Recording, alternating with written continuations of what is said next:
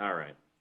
Well, why don't we go ahead and get started? It's about 5 minutes after the hour. If you're here for the Eaton Peabody Growth Basics for Business seminar, Build Community and Drive Innovation with Remote Work with Lisa Whited, you're in the right place. So good morning, everybody.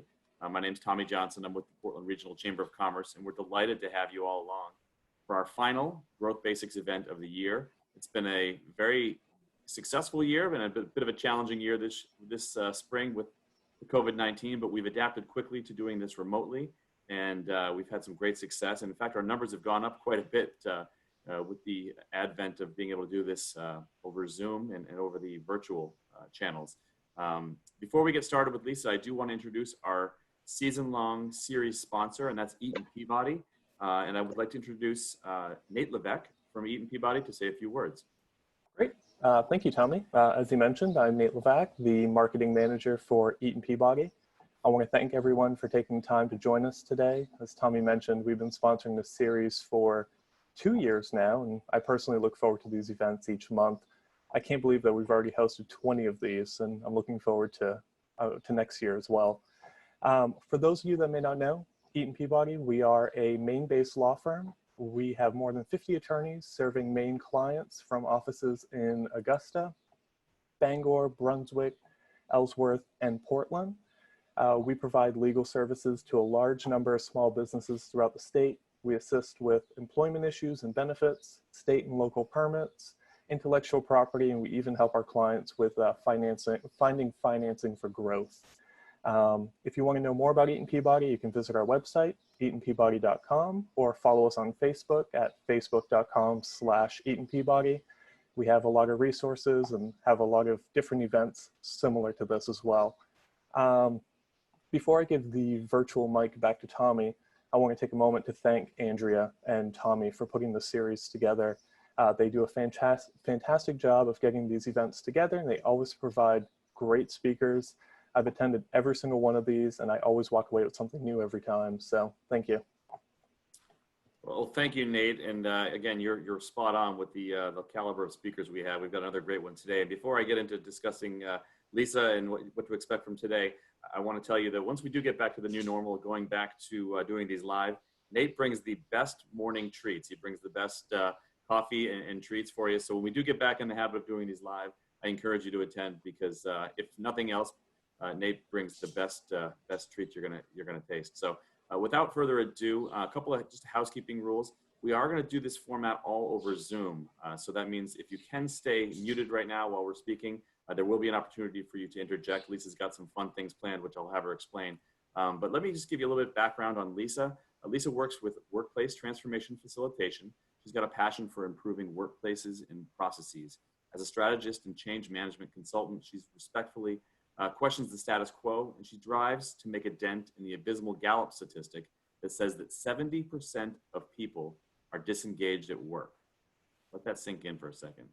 Her work focuses on vision clarification, ensuring all voices are heard in the change process, and most recently developing an agile activity-based working and workforce experience programs for a media agency that employs over 70,000 people worldwide. Since 2017, Lisa has served as the Senior Associate for Advanced Workplace Associates, which is in the UK. It's an entity with a 100% remote workforce. So she's an expert on this. She's also the founder and chief transformation officer of Workplace Transformation Facilitation, based right here in Portland. She's presented at numerous conferences, served as a keynote presenter, and facilitates highly interactive workshops that build authentic connections and inspire people to make real change. She's a trained mediator, master facilitator, certified interior designer, and has an MS in organization and management from Antioch University. With that said, Lisa, take it away. Thanks, Tommy. I thought you weren't going to read all that, so. All right, I am delighted to be here. Thank you so much for this opportunity to share something I'm passionate about. With that said, we're going to dive in. As Tommy said, I'm using Zoom. We will be doing Zoom breakouts a little bit later on.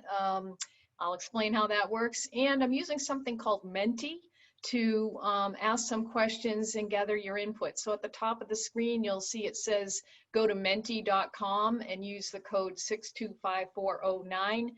That will show up again when you need to actually do it, when I'm asking a question. And it's easiest to do this on your phone. So if you're viewing on your laptop, you can use your phone to go ahead when I tell you to do so. So let's dive in. So what we're going to talk about today is talk about employee engagement and why this is so critical. It really does drive me in my work, that abysmal statistic that Tommy just mentioned. I can't believe that so many people are not engaged in their work. We have one life. We spend more time at work often than almost any other activity. I'm going to share some recent data on working from home from a recently completed survey that was done. I'm going to talk about the 6 factors that positively impact teams. And these 6 factors are important to have in place whether you're working remotely or in person. So they apply across the board. I'm going to share some proven methods used by distributed teams. And as Tommy mentioned, I've been part of a virtual team for 3 years now. And then we're going to talk about ways that you can introduce these practices into your own teams. And that's when we're going to use the Zoom breakout. So you've got a little time before we get to that point. And I'll share additional resources and platforms that you could dig further into if you want more information. This is being recorded, and the follow-up will include the recording and also some other links to more information for you. So here is the first Menti. So go to menti.com, M-E-N-T-I, on your phone and enter the code 625409. And I'm going to do it with you just to make sure this is all working. So just open a web browser, go to Menti, and then it will give you a place to enter the code.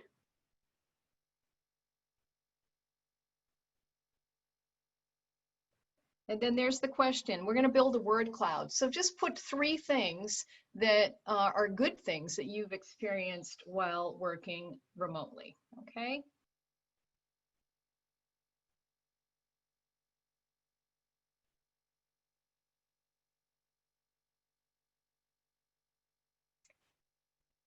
Okay, so let's see some of the words coming up. Flexibility, pajamas, no commute, more exercise.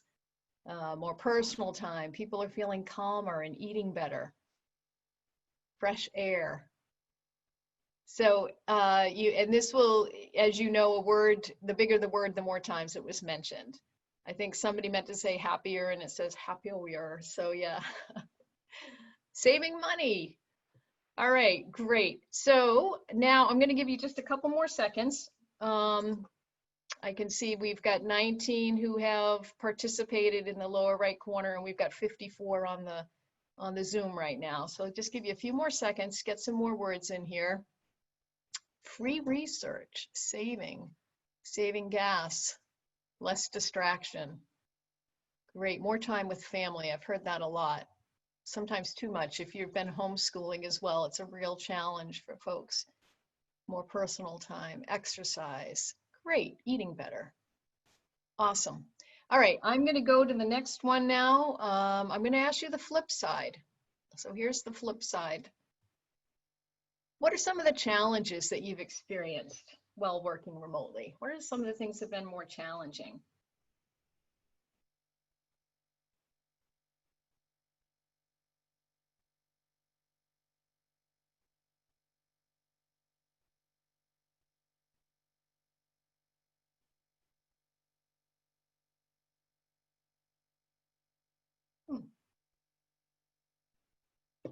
Okay, see what we've got here. Working all the time, poor communication, just not stopping, right? Turning off work, having a hard time focusing, missing contact with clients, communication, ergonomics, really important, right? To make sure you're sitting properly. Screen fatigue, we know that's a real thing. Zoom fatigue, cats love Zoom. No personal connection, missing colleagues. Yeah, tired, people feeling tired. The boundaries, the thing about having boundaries. Great. Okay, so you get a sense of how this works. Mentimeter is free. It's one of the tools I use all the time. There are many other ways to use it, and it will be listed as one of the resources. What I love about it is a way, and I used to actually use this in-person workshops. It's a way for me very quickly to get the sense of the room, Everybody can participate, including introverts who maybe don't want to speak up. And it is recorded in that there's a PDF at the end that has all of the notes in it. So I use it as a tool in meetings in person, and now I use it, of course, all the time virtually as well. All right, so let's chat about employee engagement and why that matters. So you heard earlier, this is from the Gallup poll, and they have been measuring employees' engagement at work for probably close to 20 years now, and the statistic has barely wavered. 34% of people in the US are engaged in their work, and 53% are disengaged. They're just showing up, checking the boxes. And then even worse, we've got 13% who are highly disengaged or actively disengaged. Active disengagement is when you show up to work and you're on monster.com looking for another job while you're collecting a paycheck from your employer. 87% worldwide are disengaged with work. So in the US, it's about 66 to 70%. It's been right around there, but worldwide, it's 87%. Why this matters. Okay, so let's talk about why this matters. We know that when people are highly engaged in their work, they're more likely to do more things. They're more receptive to working different ways and to taking more tasks on. And they also have increased productivity. So an engaged employee is willing to do more and is more productive. That would be a great thing, I would think, that companies and organizations would really want that in place. We also know that companies who have engaged employees in the top decile of engagement, so the most engaged employees, outperform other companies 147% on earnings per share. And they also are have a growth trends of 90% of those that don't have engaged employees. So this is important, not just because for a person, it helps you feel great about the work you're doing and showing up every day, but for a company's bottom line, this really matters. This makes a difference. And we also know that companies that are the most creative and innovative, and we know creativity and innovation are connected to employee engagement, outperform the S&P by 228%. This is why engagement matters. All right, so just a couple of points about innovation. We often hear that innovation happens with teams and we need collaboration. Well, the fact is it occurs in both independent work. Individuals focusing have created very innovative ideas, and it does require teamwork. You need both. And actually the light bulb is attributed to Thomas Edison, of course, but he if you read about it, you'll see that it was both him working individually and a huge team behind him. It took both to help spark the idea of a light bulb, and we need to keep that in mind when we're thinking about how do we drive innovation in our own organizations. We need places that people can focus, and we need teams to be able to come together. I'm going to share with you a recent results from the Global Workplace Institute, who surveyed about 2,800 people, and this was across all different industries, all different size companies, and all different generations. So this is data. I could get the full report. If you're interested, I can include that as a resource. So before COVID, we had about 9% of people working from home 5 days a week. And then during COVID, that jumped to 77% of the population working from home 5 days a week. So it's a huge difference, right? And it happened like so fast. If I had said at the beginning of the year, all right, everybody's going to be working from home in 2 months, people, no, we're going to have a study and we're going to have teams and we're going to figure this out. And a year later, it wouldn't have happened. So we know this happened very quickly. So the survey asked, well, what are your preferences?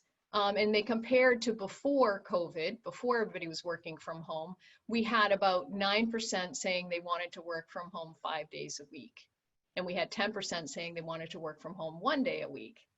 And then during the COVID time, the question was asked again, and you can see that 16% said they wanted to work from home 5 days a week, and you've got 14% saying 1 day a week. But most people are right in the 2 to 3 day a week time frame. That is what most people are saying that they want for work from home.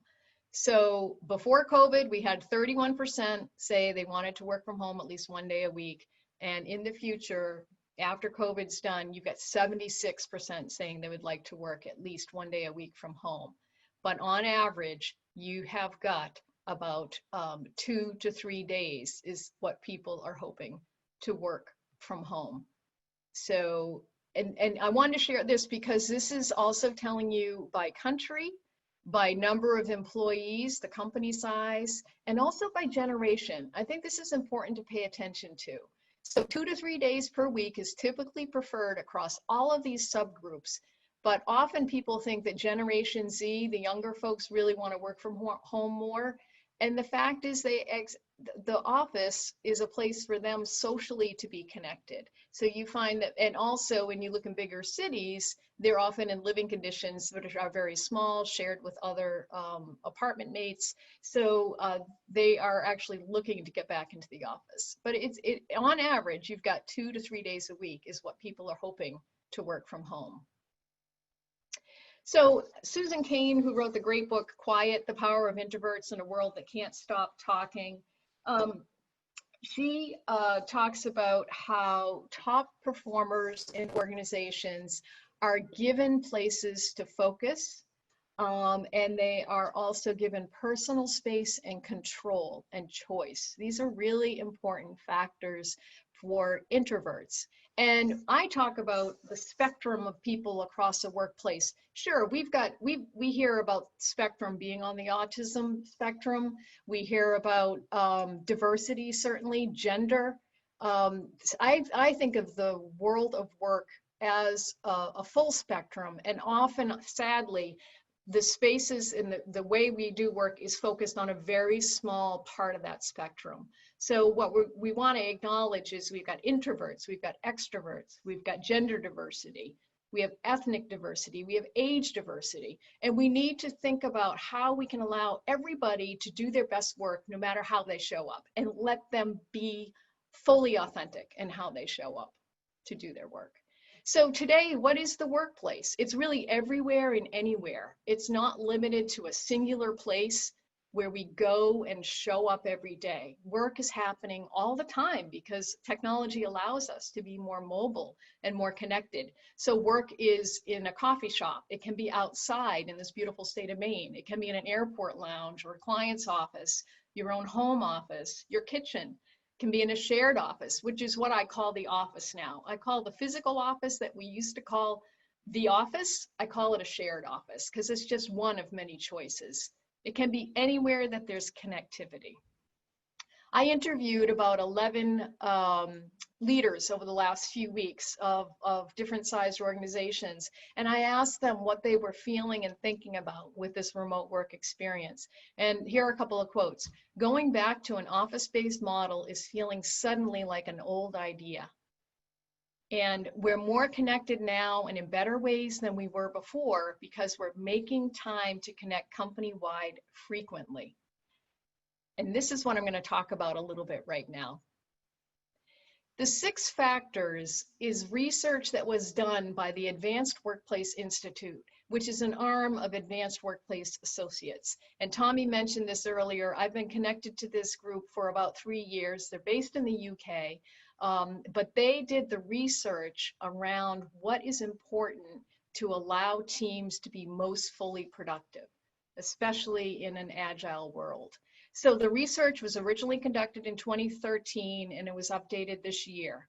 The AWI partnered with the Center for Evidence-Based Management, and the purpose was to understand productivity in a world of knowledge work. So really talking about white-collar workers, cognitive knowledge work. It was a rigorous review of all peer-reviewed academic research on the topic. There were 750 pieces of research that were reviewed.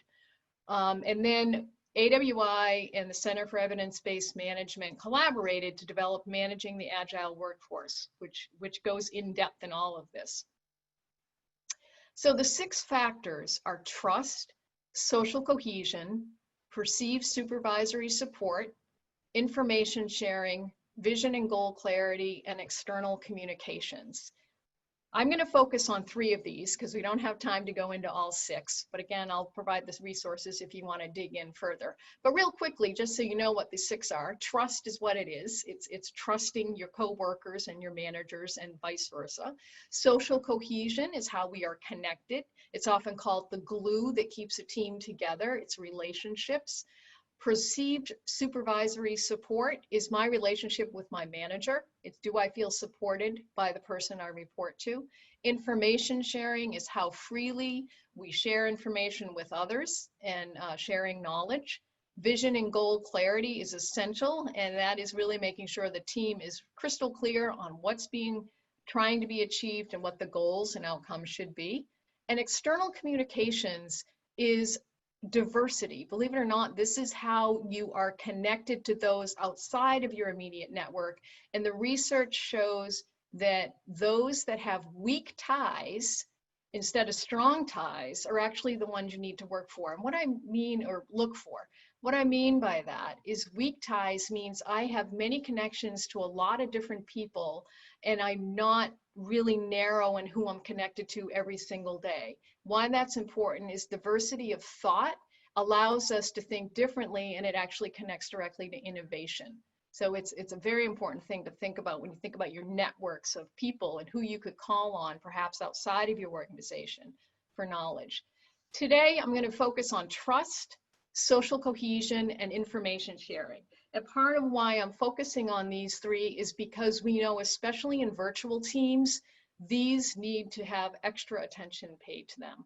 So I'm going to share some of the things that my team in the UK has done that allows us to feel very connected. So social cohesion, as I said, is really the relationships and friendships and connection that you have with others. AWA is a global distributed team. There are 50 of us around the world. And these are some of the things that we do to stay connected. We have knowledge days, which are half-day virtual trainings. They happen 2 to 3 times a year. And employees share our knowledge and also are asked to prepare or present information in short little segments. So this is a way for the team members to share information they have and get to know each other. This is always done virtually. It's never been done as an in-person thing. We also have the Knowledge Festival, which is has been done as an in-person once a year. It was done 3 days in person in England, but we have now been doing it virtually. So 3 half-day virtual trainings that happen. It's awesome. It's so much fun. And again, it's similar to the knowledge days, but we get to go more deeply into sharing the information. We also do video interviews, and I'm going to share something about that in a second. So each employee has been interviewed on video. It's recorded. We use Microsoft Teams to stay in touch with each other. So they're uploaded, and people are invited to watch them. But if you can't be there live, it's recorded. So you can go watch a 14-minute interview with your about your coworker.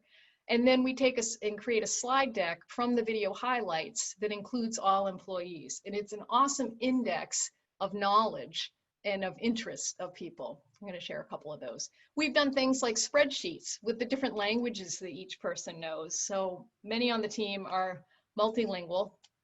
And so you can get an idea of who speaks what language.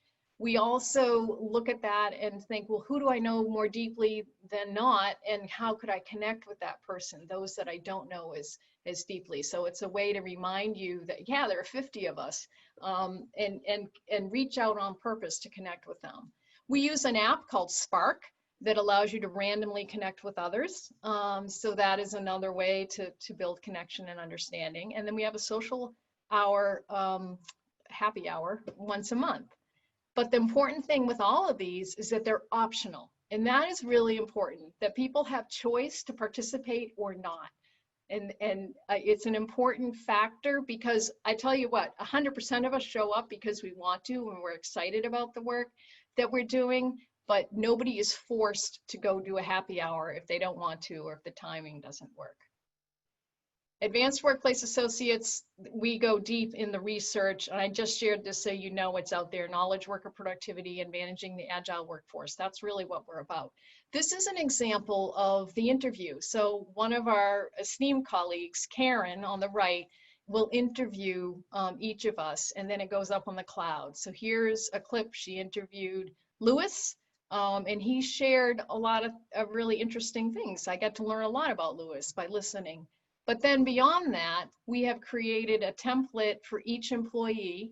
And these are some of the questions that he answered in his comments. So I would not know this. Even if I talked to Louis for 20 minutes, I don't know if I would have found all of this out. But this is here, I just highlighted a few things. It tells me a little bit about his background, tells me what he likes, what drives him crazy. He hates it when people don't do what they say they'll do. He was trained as a counselor in the church and developed a passion for helping people. I know if he's a dog person or a cat person. So this is just a really great way, I thought, to help to understand the people that I'm working with. Trust. So we know that trust is essential for people to be connected. And this is really an important thing to think about. Organizations have trusted their employees in this remote work experiment, and it will not be easily relinquished by employees. Why I mention that is because many organizations had said, oh, certain people can work from home before COVID, right? Certain people have privilege, they can work from home, but others can't. We need to see people in their seat every day to know that they're working. Your people have proven to a great extent, and other studies have shown this, that their productivity has increased. They're doing really well working independently, and they want to, as that other survey showed, they want to be able to still work remotely at 2 to 3 days a week if they can. Not everybody, but some, quite a few do.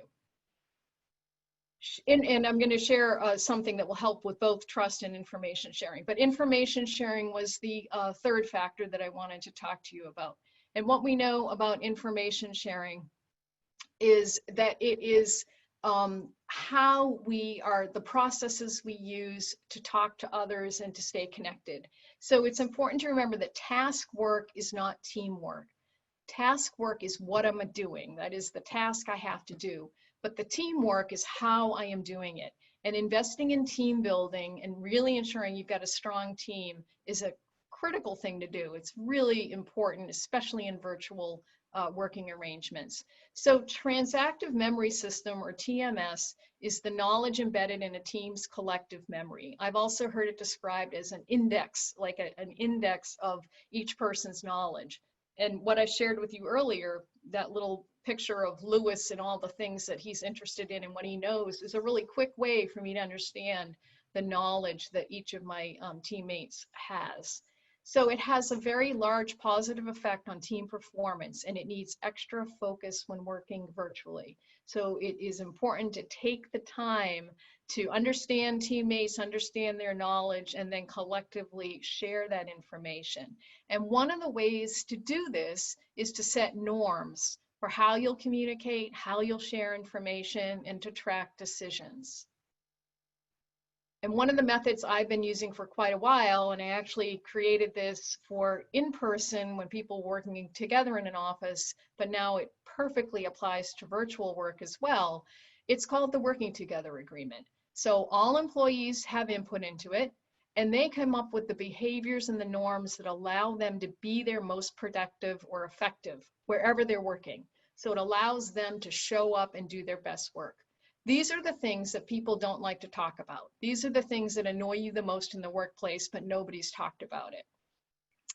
And I'll give you a couple examples. One is we end meetings 3 minutes before the time is up, so we can have time to move on to the next and not be late for our next meeting or next engagement. That's being respectful of other people's time.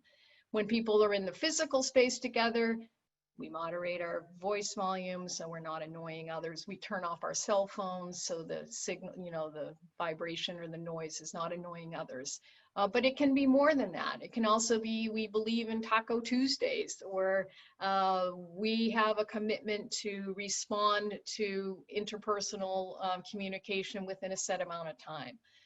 The important thing is the employees are the ones that create it, rather than being an HR document that people just hit delete on. If people have written it themselves, then they're more likely to abide by the norms. They sign it as an act of commitment, and then you check in regularly to know, are the norms working? Should they be tweaked?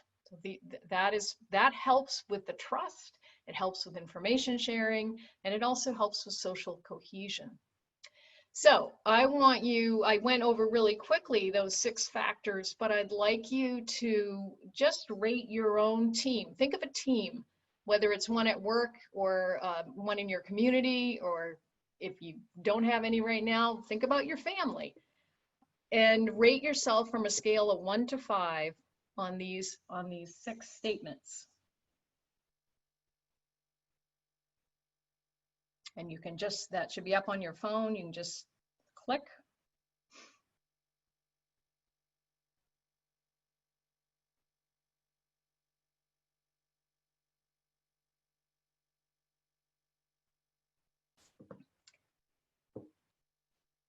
I'll give you a few seconds to get this in.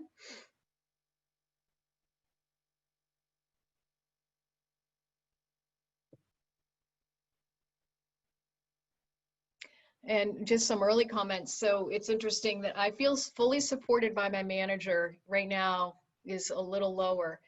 And often that is, right, you've probably heard this phrase, you hire the company and fire the manager, meaning when somebody joins a company, it's because they're excited about that organization. And often when they leave, it's because of their direct relationship with their manager. They did not feel supported. There's a weak link there. So it's definitely a place that often needs some focus and attention. High level of trust, great. Strong social cohesion, feels fully supported by my manager at 3.5. I'm clear about the team vision and goals, 3.7.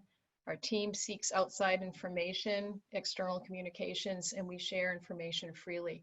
What's cool about this, what I like about it, is it lets me see, if you see I've hovered the mouse, you can see how people voted. You know, you have 6 people give it a 3, 4 gave it a 4, 14 gave it a 5. So it gives you a sense of the curve to understand how the rankings were going. So very just really a quick pulse poll, and you can set this up however you'd want. But great, there's a lot of opportunity here. That's awesome. I always think of medium to lower scores as opportunity. Good. So I am going to, I want you to keep this in mind, and I'm going to put you into your Zoom breakout rooms. And I am going to just check my breakout rooms for seeing how many people we have. We have 50 people. So I am going to, this will be really quick, but I'm going to put you into, I'll just give myself a little room, 21 rooms. So it'll be small groups of 2 or 3. And you're going to go in, you're going to chat with each other for about 5 minutes. And then I'm going to have you come back and we're going to share some of the things that you talked about. So what I'm asking you to do is come up with one idea that you want to bring back to your organization to put in place. Okay? So people have come back in, and I'm sorry, the meeting rooms were set for a really short time, and I couldn't find the way to make it longer for you. But what I want you to do, it's okay, even if you just get to say hi to a new person. So go ahead and type, you can type a full thought. What's an idea that you would bring back to your organization? I shared a few different ideas. What was something that you think you want to bring back to your organization?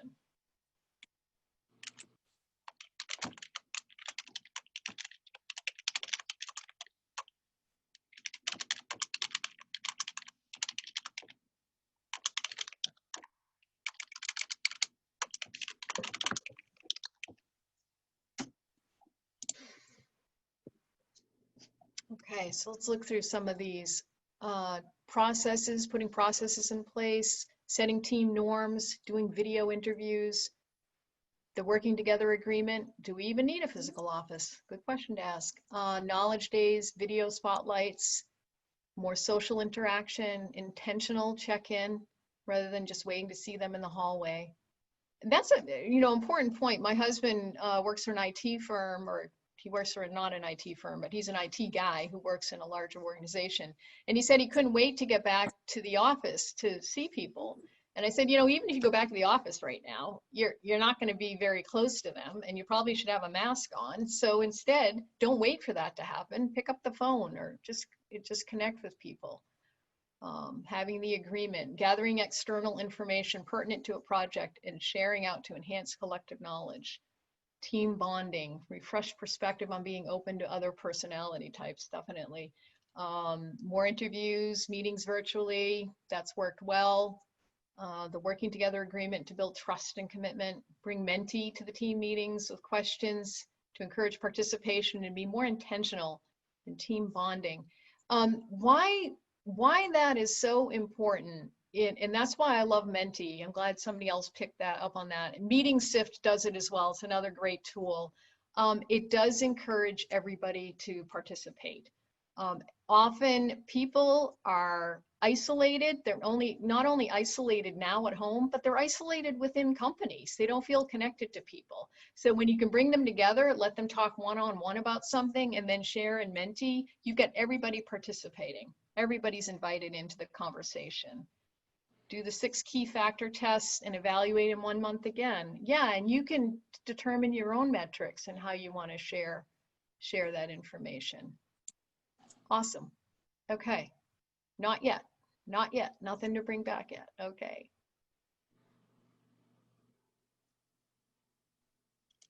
So the resources that are out there, and there are many, and this is the time to dig into this. You've got, I don't know, maybe you don't have time, but this is a really critical opportunity to see what's out there that supports virtual teams. Virtual teams have been working like this for 20 years.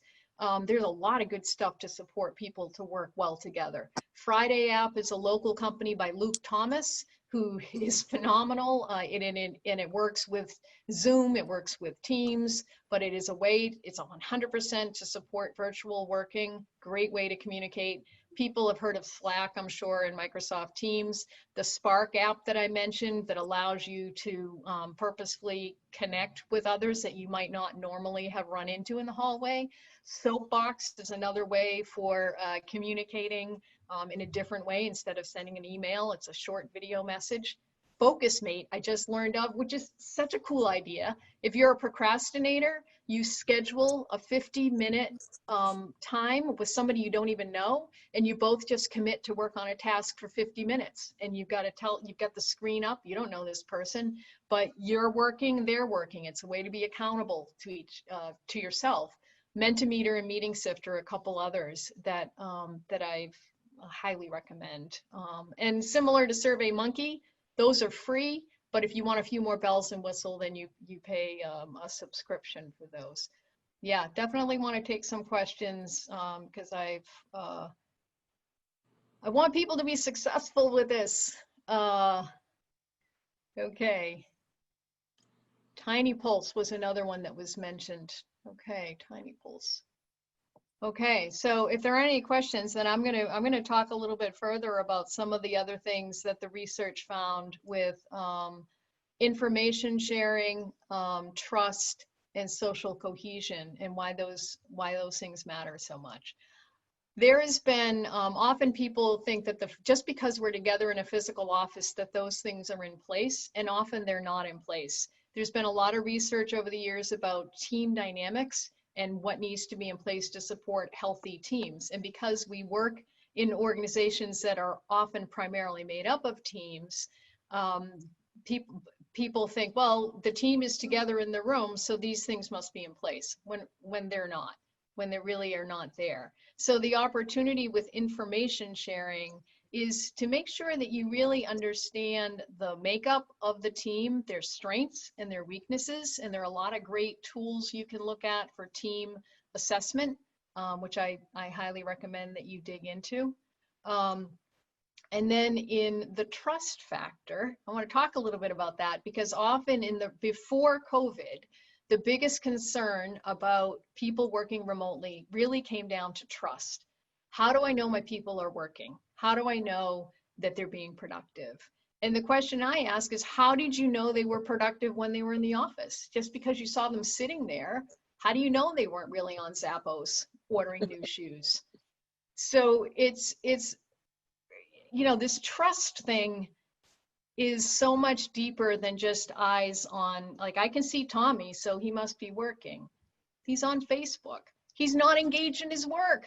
You want people to be excited. When they're excited and they're engaged in their work, then they're going to do their best and they're really going to dig in. And that is really what we're talking about, is to say, how can I make sure my people are really engaged and are totally showing up every day and excited about their work? And those are the things that we're saying you really need to make sure are in place. And you do not need to physically be in the same place all the time to have that happen. So really what I'm talking about is creating a world of work. And it's not the work, as I said, workplace is anywhere. Workplace is a cafe, it's your home office, it's meeting with your team. It could be outdoors doing a ropes course at Outward Bound. The activity of work happens anywhere and everywhere. And the key thing is, how can we show up and bring our best selves and our authentic selves? Instead of, one of the things I've heard people say working remotely, they've enjoyed not having to put a uniform on every day.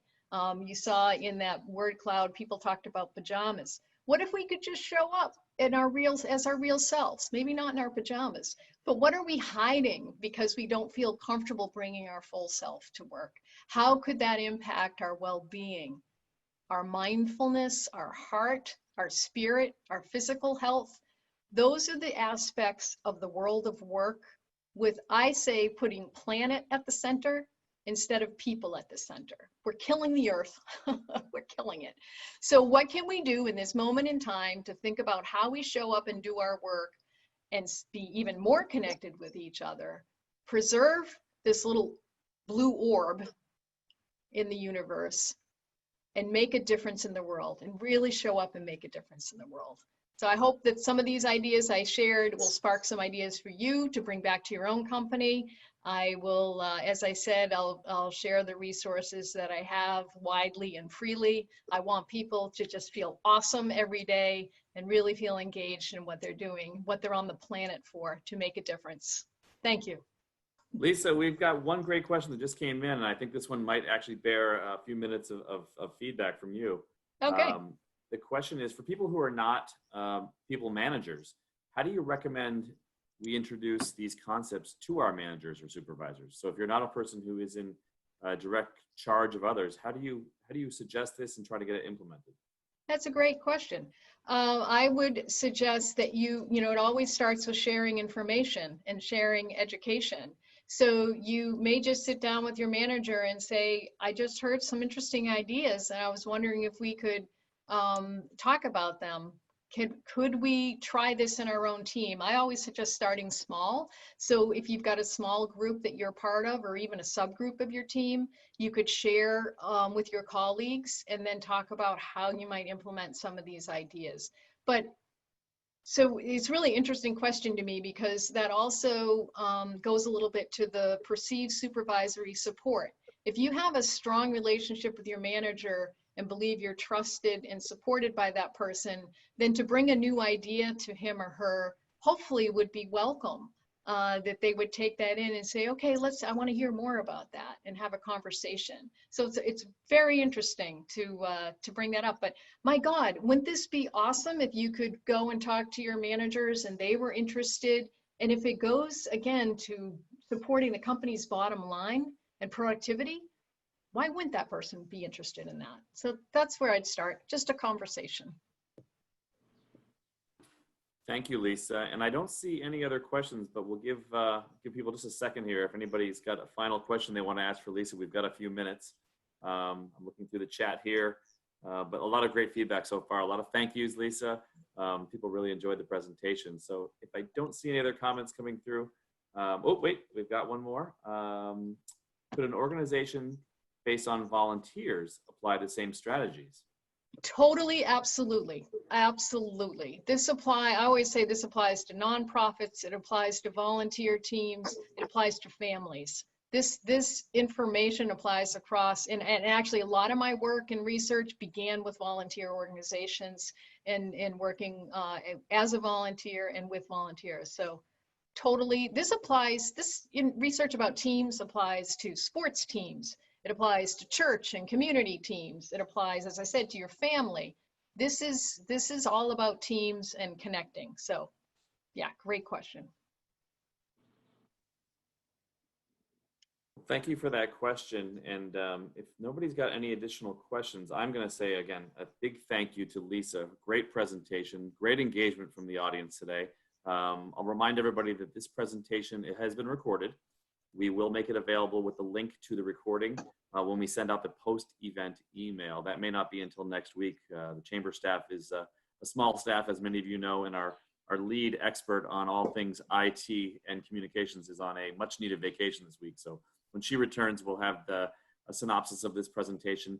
I think the deck too, Lisa, we said we'll make this available. Oh, absolutely, the deck. I'll give you links to resources. My emails are up there. If you have any questions at all, shoot me an email. I'm passionate about this. I'm passionate about people showing up and being able to do their best work and to bring their authentic selves to work. So yeah, thanks, Tommy, so much. And thank you, Nate, for sponsoring this and allowing me the opportunity to be here. Yep, I'll echo that again. Thank you, Lisa. And Nate, thank you to you and Eaton Peabody for, again, sponsoring this great season-long event series. We look forward to rejoining again come September. Hopefully we'll be in person, but again, we've learned today and we've learned for the last couple of months that we can do this remotely and still have success. I'm going to put a real quick plug in for a couple of events that the Chamber's doing in the next week or so. Tomorrow we have our Kegs and Issues, which is going to be virtual. But Quincy Hensel, our CEO, will be doing a fireside chat with Rob Todd from Allagash Brewing. That's at 4 o'clock. From 4 to 4:30, it'll be virtual networking. At 4:30, Quincy and Rob will begin their conversation. And then our last event of the year is going to be on Tuesday, June 30th. It's a small business summit. It's sponsored by the Better Business Bureau and Gorham Savings Bank. From 10 to 2, we're going to have 7 different presentations on all things from marketing to working remotely, to managing your business from the perspective of a small business. So more information can be found on the Chamber website if you'd like to register for either of those events. But with that said, everybody have a great morning. Thanks and have a great week.